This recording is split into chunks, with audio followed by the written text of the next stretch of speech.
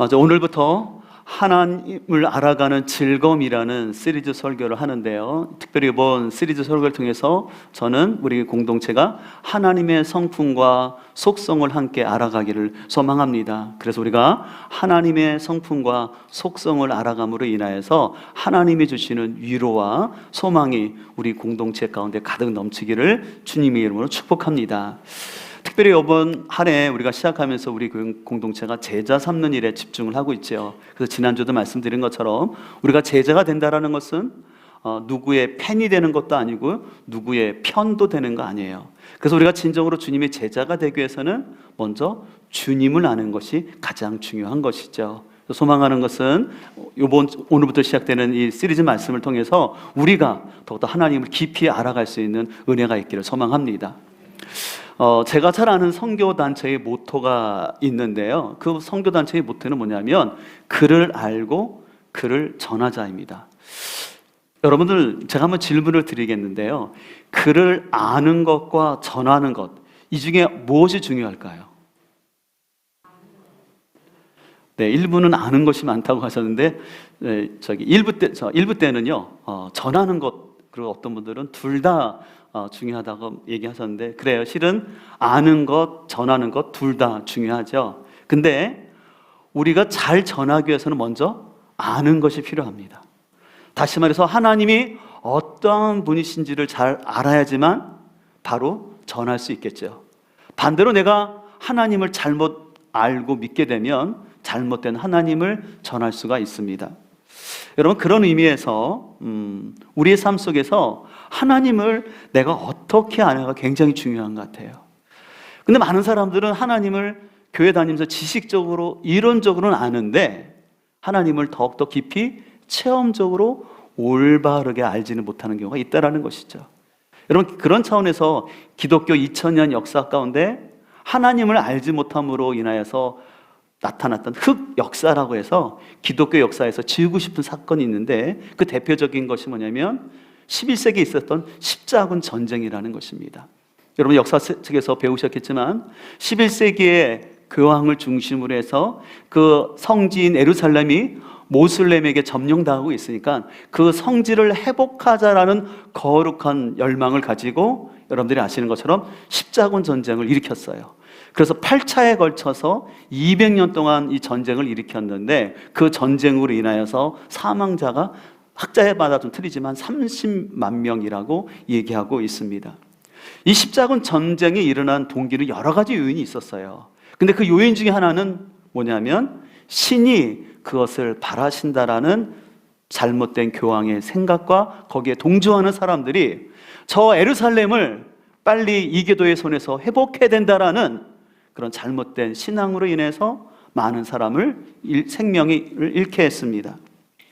또 여러분들, 마녀 사냥이라는 걸 들어보셨죠? 14세기에 유럽 교회 내에서 이단들을 처단하기 위해서 그들을 마녀라고 지목을 하고, 그러면 그들은 화형을 처하게 됐습니다. 근데 이 마녀 사장의 처음 시발점은 뭐냐면 실은 개인적인 감정이 안 좋았던 걸 가지고 정적을 처단하는 수단으로 마녀 사냥을 시작했어요. 그래서 안타깝게도 14세기부터 17세기까지 서구 유럽에서, 또 심지어는 미국에서도 이 마녀 사냥으로 해서 많은 사람들이 생명을 잃었던 것을 볼 수가 있습니다. 그래서 지금 말씀드렸던 이 십자군 전쟁이나 이 마녀 사냥의 공통점은 뭐냐면, 어떤 공통점이 있냐면 하나님을 잘못 알았다는 거예요. 하나님을 잘못 알았는데 문제는 열심히 너무 컸다라는 거예요. 그로 인해서 오히려 하나님의 이름으로 하나님이 사랑하는 많은 생명을 빼앗는 모순이 발생하게 되었습니다. 이로 인해서 구원과 기쁨의 상징인 십자가 복음이 어떤 사람들에게는 씻을 수 없는 아픔으로 다가오게 됐다는 것이죠. 이것이 기독교 역사 가운데 있었던 아픔이었어요. 근데 이것이 기독교 역사뿐만 아니라요, 우리의 삶 가운데도 마찬가지입니다. 우리가 하나님을 오랫동안 믿어왔고 내가 열심히 봉사를 했다 할지라도요, 우리가 하나님을 잘못 알게 되면은 우리 삶 가운데 심각한 영적 위기들이 찾아올 수가 있습니다.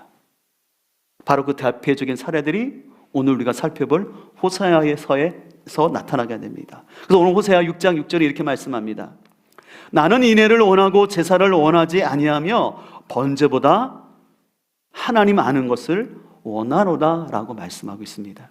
여러분, 호세아 선지자가 사역했던 곳은 북이스라엘 가운데 여로보암 2세 때예요. 근데 여로보암 2세 때는요, 가장 이스라엘에 부강할 때였어요. 경제적으로, 군사적으로 제일 부강했어요. 그래서 그들은 수많은 제사를 드렸어요. 근데 문제는 하나님의 마음을 전혀 모르는 예배였어요.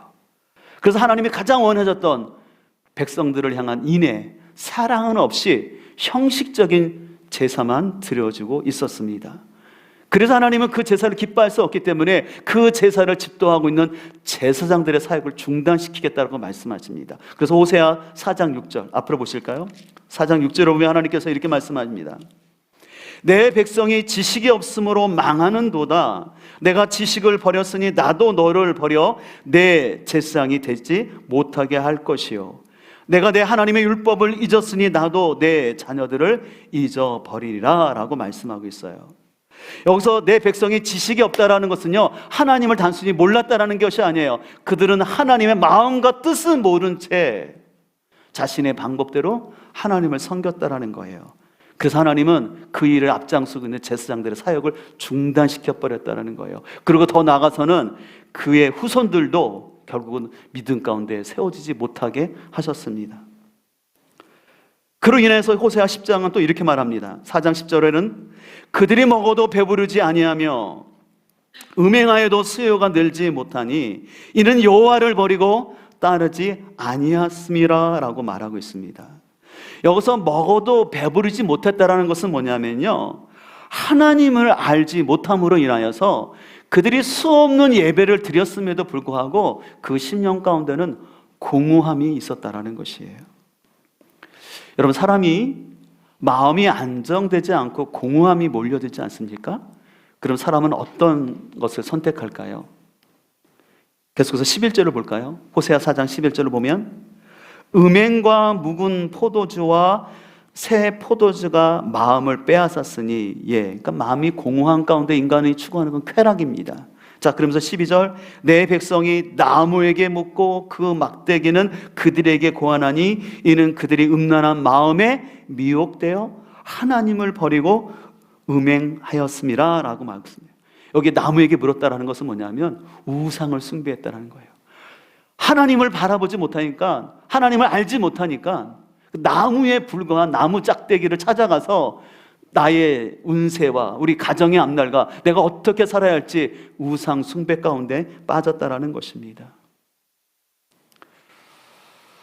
이 사람은요, 공허함이 몰려오게 되면은 사람들 가운데 나타나는 현상은 뭐냐면 중독 현상이에요. 외롭잖아요. 불안하잖아요. 그래서 어떤 사람은 그것이 물질이든지 아니면 약물이든지 어떤 사람이든지 간에 거기에 중독되기 시작합니다. 더 나아가서 이런 현상이 계속되다 보면 때로는 믿는 성도일지라도요, 그 마음이 공허하다 보니까, 앞날이 불안하다 보니까 누구를 찾아간 줄 아세요? 점집을 찾아가요. 그리고 뭐 타로 점이니 그런 점에 관심이 많아요.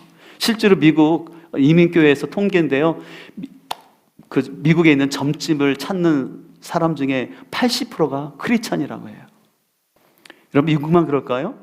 아마 우리나라도 보면 믿는 사람들 중에서도 점 보고 막 그런 데 찾아가는 것이 있는 걸 볼 수가 있어요. 그래서 계속해서 그들의 마음의 공허함을 해결하려고 합니다. 그럼에도 불구하고 당연히 그들의 문제가 해결되지 않겠죠? 그래서 그들의 문제가 해결되지 않으면 그들은 어떻게 생각하냐면 하나님이 왜 내 삶에 이런 시련을 주냐고 하나님을 원망합니다.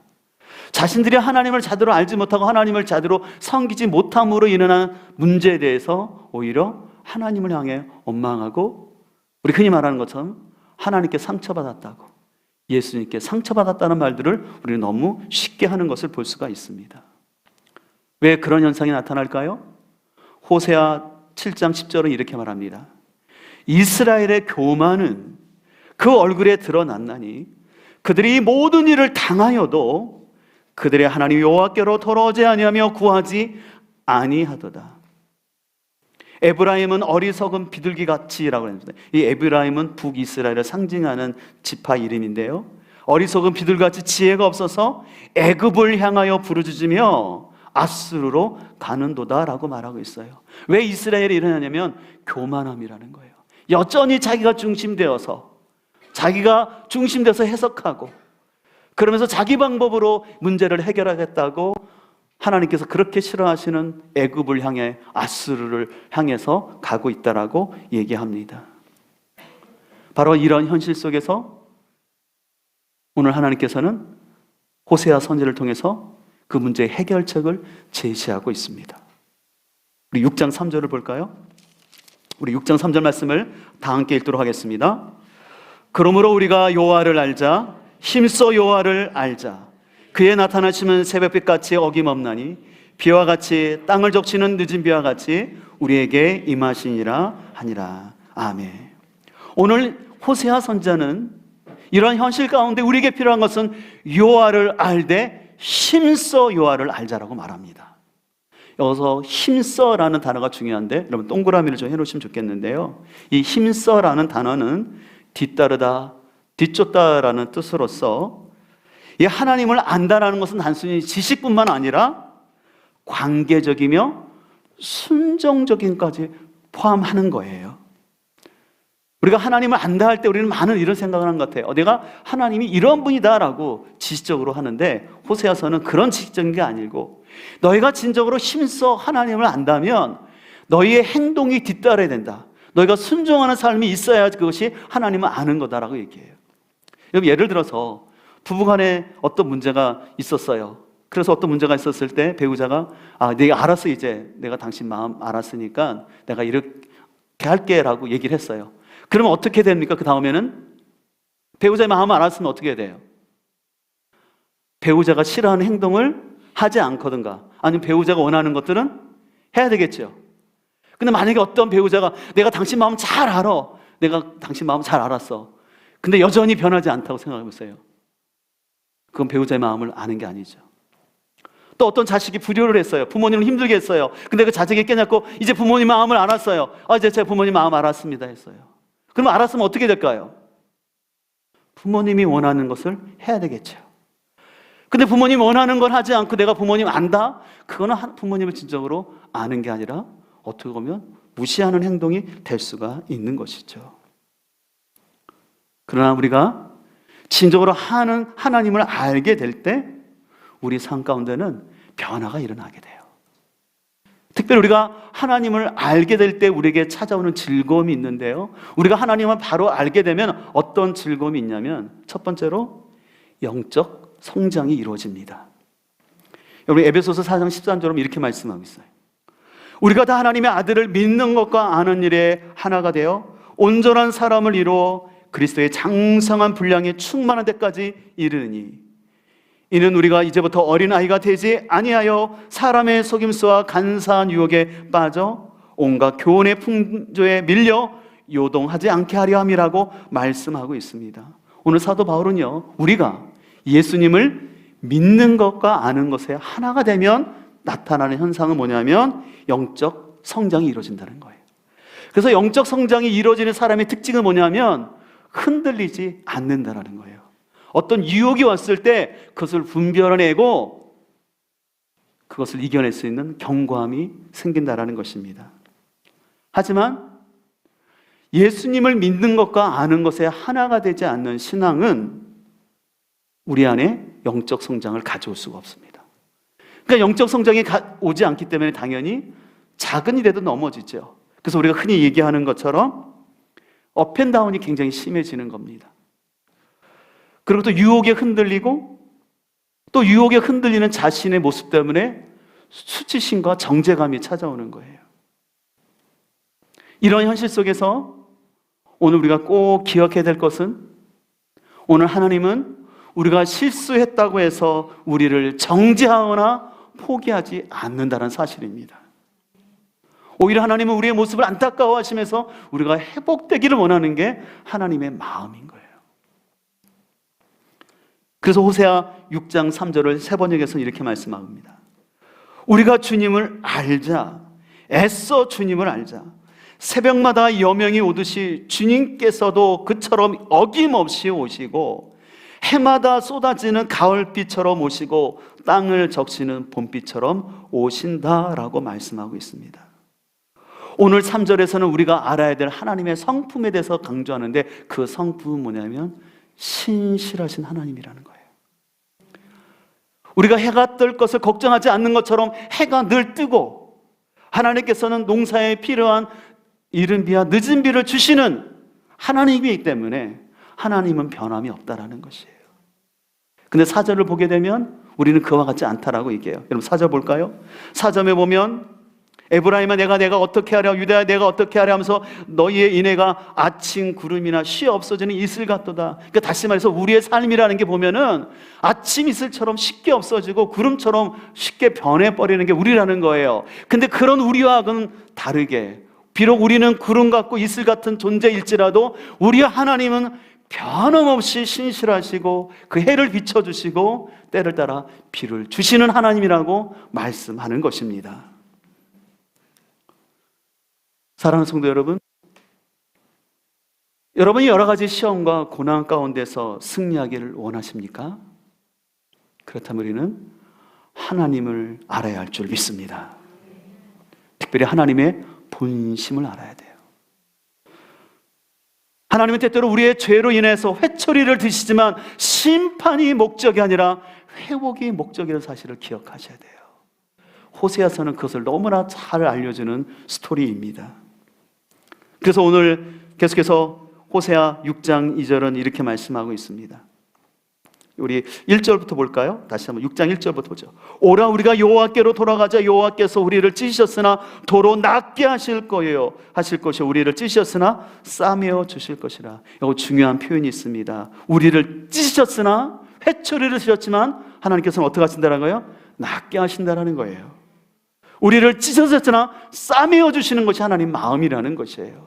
그래서 2절에 여호와께서 이틀 후에 우리를 살리시며 셋째 날에 우리를 일으키신다라고 말씀하고 있어요. 여기서 셋째 날 일으킨다라는 것은 많은 학자들이 해석하기를 예수 그리스도의 부활 사건이라고 해석하는데 좋은 표현입니다.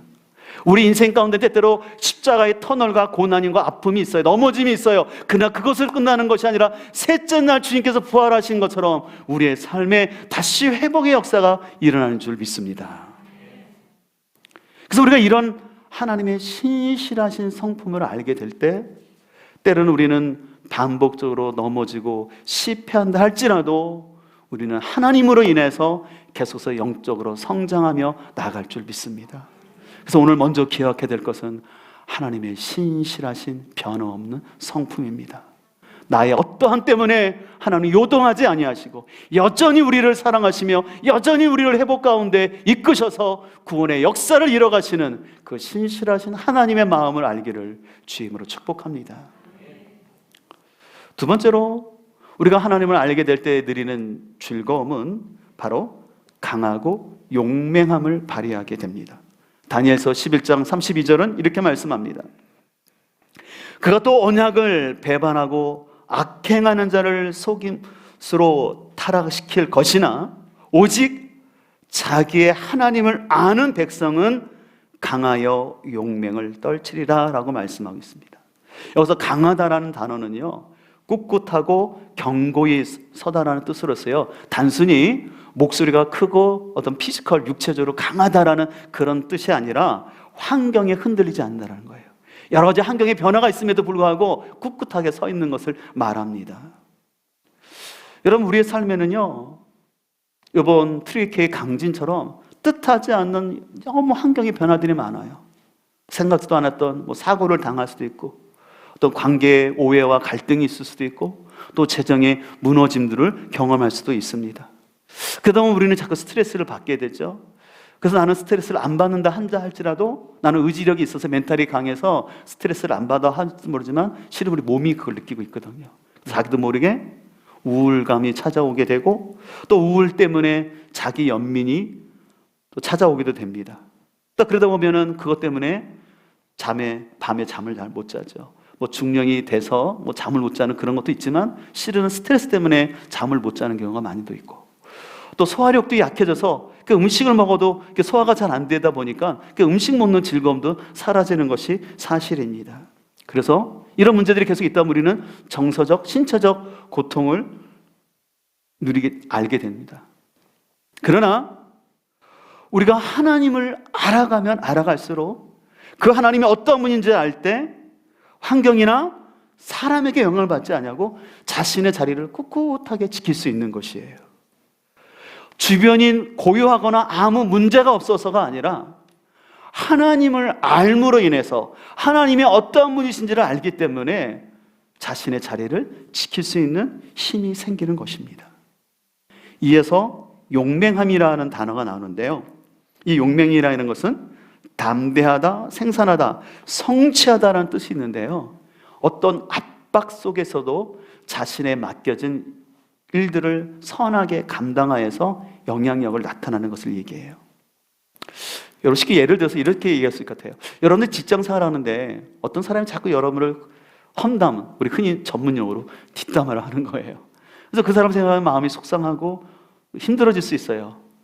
근데 그럼에도 불구하고 내가 하나님의 성품을 깊이 아는 사람은 내가 그 사람을 향해서 복수하고 안 갚으려는 마음이 아니라 오히려 그 사람을 위해서 기도하면서 그 직장 내의 분위기를 바꿔낼 수 있는 사람이 바로 용맹하다는 뜻이에요.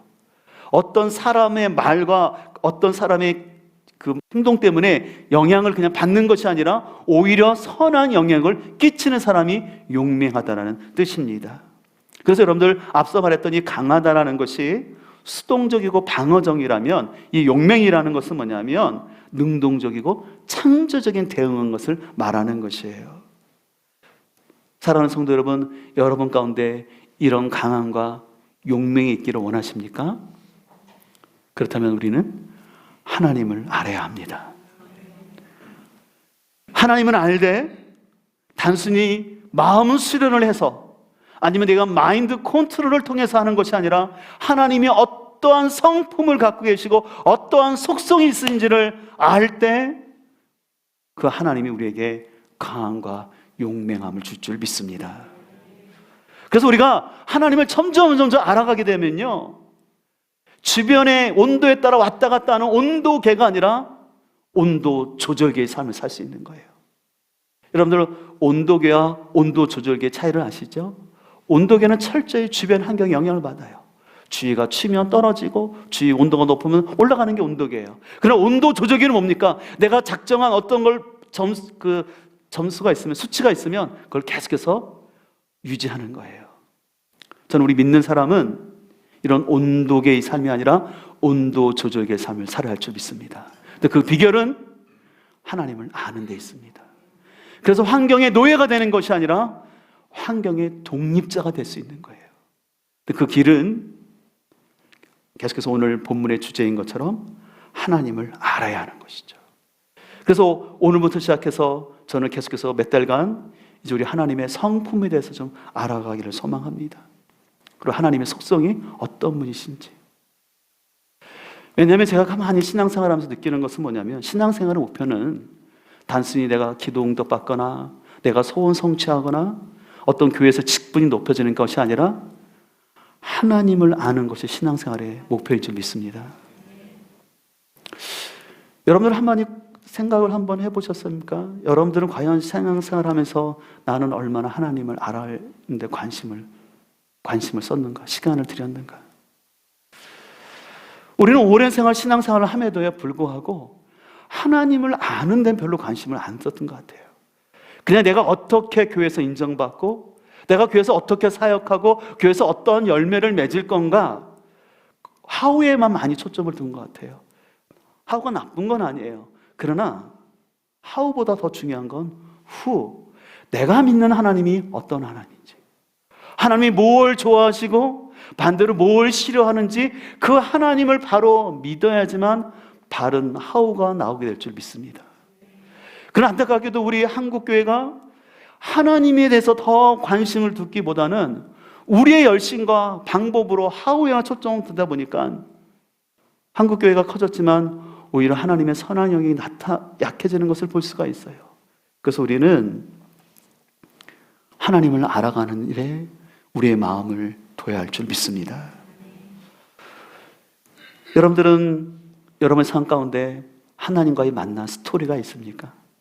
우리 흔히 간증이라고 하는데, 그 간증, 하나님 만난 스토리라는 것은 뭐냐면 지식적으로 성경 공부해서 하는 건 아니잖아요. 성경 공부가 필요하지만 내가 하나님을 인격적으로 경험하는 거잖아요. 내 문제 앞에서 그 문제를 내가 어떻게 하나님 마음을 가지고 풀 건지 기도하면서 거기서 경험될 때 내 삶에 하나님을 알아가는 스토리가 쌓여지는 것이죠. 그래서 우리는 그럴 때 하나님을 지식적인 하나님이 아니라, 성경에 있는 문자적인 하나님이 아니라 오늘도 나와 살아계셔서 역사하시는 인격적인 하나님으로 만나게 되는 거예요. 여러분, 혹시 지난주 한 뉴스 중에 여러분들 챗 GPT라는 뉴스 많이 보신 분들이 있을 거예요. 이 챗 GPT라는 건 뭐냐면, 쉽게 말해서 인공지능이 더 많은 학습을 통해서 내가 어떤 키워드로 문제를 내면 거기에 논리적인 글을 써주는 거예요. 예전에는 뭐 우리가 포털 사이트에서 뭐 구글 같은 데 검색은 할 수 있었어요. 근데 검색 차원이 아니라 내가 이런 조건으로 입력을 해주면 그게 아예 하나의 글을 논리적으로 써줘요.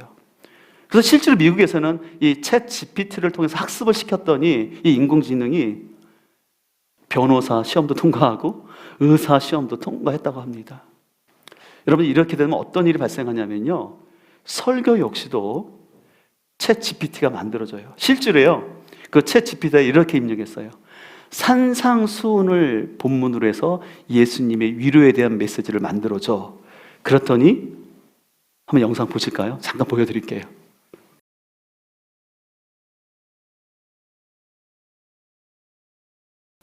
그리스도 안에서 사랑하는 형제자매 여러분, 오늘 이 자리에 모인 우리, 네, 저작권 문제 때문에 조금만 보여드렸는데요, 이 챗 GPT가 저 영상 있죠? 자막과 그걸 다 만들어내요. 만약에 이렇게 할 수 있는 거예요. 저는 이제 영국의 스펄전 목사님과 또 미국의 반 파이퍼 목사님을 좋아하거든요. 그래서 제가 이렇게 입력하는 거예요. 스펄전 목사님과 잔 파이퍼 목사님이 했던 복음 설교 만들어줘. 그러면 그 형식대로 만들어 주겠죠. 여러분, 생각해 보시오. 근데 과연 그런 설교를 통해서 제가 설교한다면 제가 하나님을 아는 걸까요? 그건 아니잖아요. 그렇죠? 이제 앞으로 세상은 참 많이 변할 거예요. 그래서 우리는 참 많은 지식들을 알 거예요. 그러나 여러분들 분명히 아시는 것처럼 우리는 검색해서가 아니라 하나님을 사색하고 만나야 변화될 줄 믿습니다. 여러분, 그래서 실은 지난주 우리 중고등학생들이 캠프 다녀왔는데요, 저는 이 캠프가 참 중요하다고 생각해요. 왜냐하면 어떻게 보면은 아이들이 2박 3일 갔다 와서 무슨 큰 변화가 있을까? 아니면 그때뿐이고 또 말짱 도루묵이라고 부모님이 느껴질 때가 있어요. 근데 돈이 아깝다, 막 그런 생각이 들잖아요. 그래도 아니에요. 그 아이들이 처음에는 그 서먹하고 그렇다 할지라도 함께 모여서 자기 또래 아이들이 함께 뜨겁게 찬양하고 거기서 부르짖고 그 가운데 하나님을 만나게 되는 거예요. 그 창조를 하나님 만나게 되는 거죠.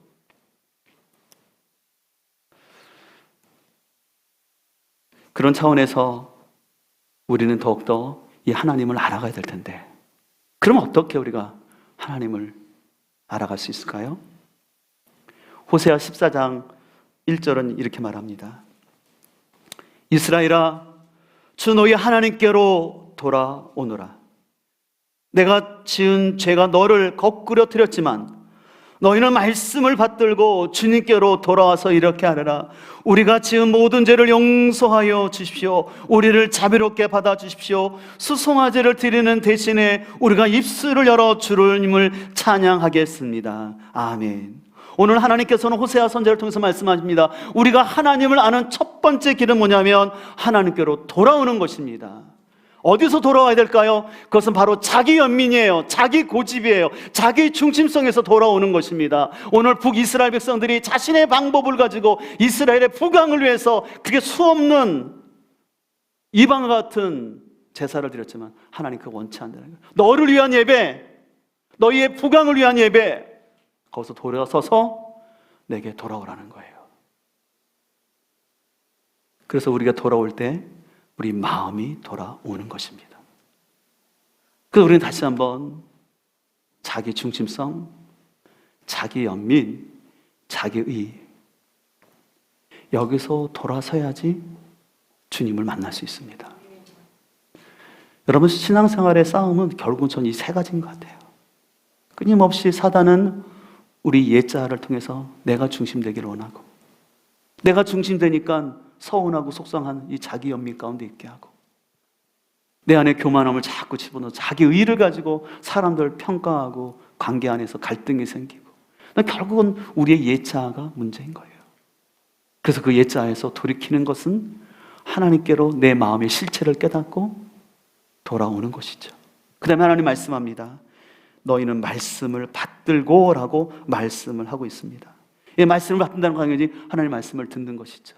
그래서 수송아지를 드리는 그런 예배가 아니라 너희 입술의 예배를 드리라. 지금 하나님이 원하는 것은 너희의 마음이 담긴 그 찬양을 드리라는 거예요. 담을 의식해서 드리는 예배가 아니라 진정 주님이 받으실 만한 그 온전한 예배의 자가 될 것을 말씀하는 것이죠. 그래서 우리는 사람에 따라 어떤 사람에게는 말씀 묵상을 통해서 하나님께 돌아올 사람들인가며, 어떤 분들은 예배의 자리를 통해서 하나님께 돌아와야 될 분들, 또 어떤 분들은 제자 훈련이라는 어떤 그 시간들을 통해서 하나님께 더 돌아오고 하나님을 아는 과정이 필요할 것입니다. 오늘 호세아 6장 3절은 여호와를 알되 심써 알라고 말씀하고 있습니다. 그냥 귀에 스치듯이 그냥 하나님 말씀을 아는 것이 아니라 그 말씀이 나의 관계적이고 순종적인 삶이 뒤따를 때 그것이 하나님을 아는 삶이라고. 그렇게 될 때 하나님께서는 우리를 만나주시고 회복해 준다라고 말씀하고 있습니다. 그래서 이런 하나님을 여러분들이 점점점 올 한 해 알아감으로 인해서 영적인 성장이 이루어지고, 여러분들이 강함과 담대함을 가지고 용맹함을 가지고 계속해서 하나님의 선한 영향력을 나타낼 수 있는 우리 모두가 될 수 있기를 주님의 이름으로 축복합니다. 제가 오늘 말씀을 준비하면서 가만히 저도 생각을 해봤어요. 제가 하나님을 언제 알았지? 제 삶 가운데 하나님을 깊이 경험할 때가 언제였을까 곰곰이 생각해 보니까 바로 제가 신학교를 입학했던 것 같아요. 95년도에 제가 신대원을 입학했을 때인데요. 제가 예전에 간증을 좀 많이 드렸지만 실은 제가 신학교 처음 입학했을 때는 외로웠어요. 왜냐하면 누구도 지지하지 않는 신학교를 갔기 때문에 외로웠어요. 그리고 서울 살다가 대전이라는 낯선 곳이 왔기 때문에, 지금은 충청도가 너무 좋지만 그때는 대전이 굉장히 낯설었거든요. 근데 그 낯설고 외로운 학교였지만 그곳에서 하나님 말씀을 배워가는 게 너무 좋았어요. 그리고 수업하다가 일주일에 2번씩 채플이 있어서 또 예배드리고 또 예배드리고 와서 또 수업하고 너무 좋더라고요. 여러분들 별로 감동이 안 되시는 것 같은데요. 여러분 그거 진짜 경험해보세요. 내가 열심히 교수님들 통해서 수업을 받다가 딱 종이 울리면 수업하던 거 멈추고 강당으로 가서 다 전체 학생들이 함께 모여서 찬양하고, 저희는 그때 작은 성가대라고 있었는데 그 작은 성가대 찬양이 너무 은혜스러웠어요. 그 함께 또 찬양 드리고 그 다음에 말씀 듣고 그 다시 강의실 와서 공부하고 또 수요일날도 예배 있고, 그래서 계속해서 공부하고 하나님을 예배하는 이것들이 참 제 삶 가운데 귀한 은혜의 시간이었고, 신대원을 마치고 THM 대학원 들어가서 굉장히 힘든 공부 과정이었지만 해석학이라는 학문을 통해서 하나님 말씀을 해석하는 그 방법들을 배워갈 때 더 제 삶의 지경, 성경을 보는 지경이 넓어지면서 참 기쁨이 있더라고요. 그래서 이거는 세상에서 줄 수 없는 기쁨인 것을 제가 고백하게 됩니다. 그 다음에 또 제가 이렇게 학문적으로 하나님을 알아갔다면 저에게 하나님을 또 새롭게 알게 된 경험은 2009년도에 제주 열방대학에 가서 DTS 훈련을 받을 때였어요. 그 전까지 열심히 교회에서 사역만 하던 저였지만 그 2009년도 열방대학에 가서 그 하나님을 예비한다는 것이 무엇인지 깊이 깨닫는 시간이었어요. 제가 예전에 말씀드렸잖아요. 그때 열방대학 가서 몇 주차가 되지 않았는데 예배를 드리는데 우리 찬양 가사가 나오잖아요. 근데 자꾸 자막이 틀리는 거예요. 오타가 나는 거예요. 그러니까 제가 견딜 수가 없는 거예요. 제가 ISTJ형이거든요. 그래가지고 제 마음속에 빨리 올라가서 좀 고쳐줘야겠다. 제가 그 마음이 들었어요. 그때 하나님께서 제 뒤통수를 탁 치시더라고요. 너 여기까지 와서도 사역할래? 제가 몰랐어요. 저도 모르게 제가 굉장히 이런 사역에 너무 이렇게 있었던 사람이구나. 이 DTS까지 와서도 자막 틀리는 거를 용납하지 못하고 그걸 고쳐야 되겠다라는 제 생각을 갖고 있었던, 그래서 하나님께서 그 시간을 통해서 저에게 많은 깨달음을 주셨고요. 그래서 그때 제가 6개월 동안 경험한 하나님은 또 다른 차원에서 풍성하시고 저에게 하나님을 예비하는 게 무엇인지를 새로운 관점에서 알려줬던 너무 귀한 시간이었습니다. 그래서 저는 소망하는 건 저희 자녀들에게도 이런 하나님을 알아가는 시간이 있었으면 좋겠다는 게 부모로서 진실한 마음입니다. 소망하는 것은 우리의 삶 가운데도 하나님을 알아야지 우리 삶의 즐거움이 회복될 줄 믿습니다. 연봉이 오르는 것 즐거운 일일 수 있어요.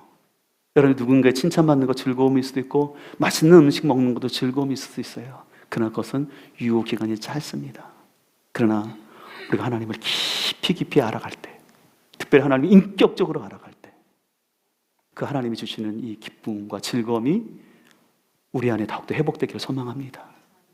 그런 마음을 가지고 이번 한 주부터 더욱더 우리 하나님을 갈망하면서 각자의 부르심의 자리에서 하나님을 알아가기로 작정하고 나아갈 때 하나님께서 여러분의 삶에 더 큰 회복의 역사를 베풀어 줄 믿습니다.